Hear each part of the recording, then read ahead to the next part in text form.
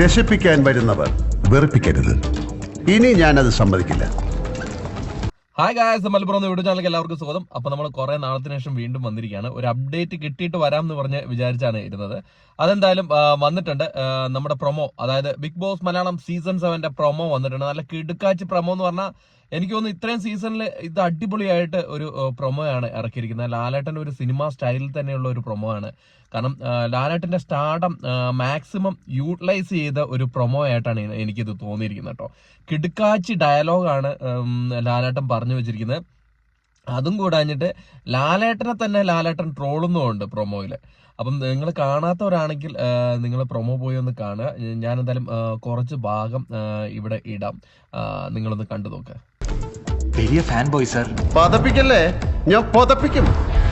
തേച്ചു കുളിച്ച് കളിമാറ്റി കളത്തിലിറങ്ങ. Line cut, line cut. അയ്യോ, എല്ലാരും കൂടെ കുണുവാവെ ഒറ്റപ്പെടുത്തുന്നോ? എന്തിനാ മോളൂ ഷോയുടെ ഉള്ളിൽ വേറൊരു ഷോ? വിക്ടിം കാർഡ് ഇറക്കല്ലേ, ചീട്ടയും കീറും. അപ്പം ഗായ്സ്, അപ്പം ലാലേട്ടൻ ഇതിൻ്റെ അകത്ത് പറഞ്ഞിരിക്കുന്നത് ഈ പതപ്പിക്കലും സുഖിപ്പിക്കൽ ഉള്ള കാർഡുകളും അതുപോലെ തന്നെ ഈ വിക്ടിം കാർഡ് ഇറക്കലില്ലേ, ഒറ്റപ്പെടല്, നമ്മൾ കഴിഞ്ഞ സീസണുകളിലെല്ലാം കണ്ടുവരുന്ന ഒരു സംഭവമാണ്.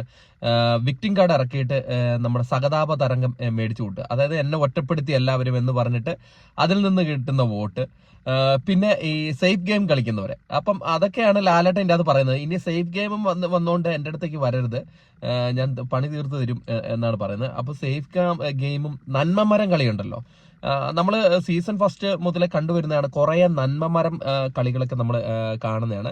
അതൊന്നും ഇനിയുള്ള ഈ സീസണിൽ നടക്കില്ല. സീസൺ 7 എന്ന് പറയുന്നത് ഞാൻ നേരത്തെ പറഞ്ഞു, അവർ അത്രയും പ്ലാൻ ചെയ്തിട്ട് അടിപൊളിയായിട്ടാണ് ഇറക്കിയിരിക്കുന്നത്.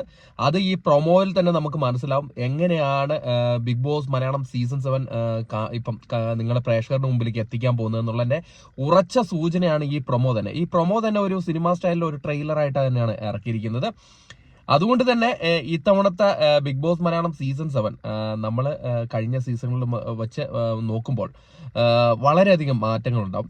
അപ്പോൾ ലാലേട്ടൻ പ്രത്യേകം പറയുന്നുണ്ട്, ഈ ഒലിപ്പിക്കൽ കാർഡും വിക്ടിം കാർഡും ഈ പതപ്പിക്കൽ കാർഡും ഈ സേഫ് ഗെയിം കാർഡൊന്നും ഇവിടെ നടക്കില്ല. അത് നന്മമരം കാർഡൊന്നും ഇവിടെ നടക്കില്ല. ഇനി അവരെല്ലാം ഞാൻ തീർത്ത് കിട്ടുമെന്നാണ് പറയുന്നത്.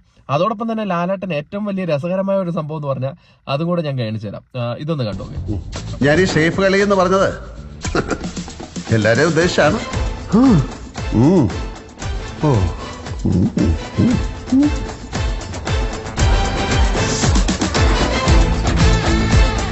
Fake card, safe card, shopping card, നന്മ കാർഡ്, ഒളിക്കൽ card, prepared card, victim card.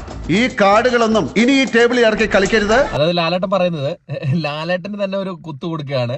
അതായത് ലാലേട്ടന്റെ സേഫ് കളിയും നടക്കില്ല എന്ന്. കാരണം റിയാക്ട് ചെയ്യേണ്ടടുത്ത് റിയാക്ട് തന്നെ ചെയ്യണം എന്ന് തന്നെയാണ് പ്രേക്ഷകരുടെ അഭിപ്രായം മാനിച്ച് ഇത്തവണ റിയാക്ട് ചെയ്യേണ്ടടുത്ത് ലാലേട്ടൻ റിയാക്ട് തന്നെ ചെയ്തിരിക്കും.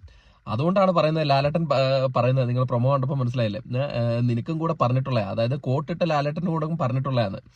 അപ്പോൾ എന്തായാലും 7ന്റെ പണി വരുന്നു എന്ന് പറഞ്ഞിട്ടാണ് പ്രൊമോ അവസാനിക്കുന്നത്. അപ്പോൾ നമ്മൾ 7ന്റെ പണി നമ്മുടെ ചാനലിൽ കൂടെ തന്നെ നിങ്ങൾക്ക് കാണാം.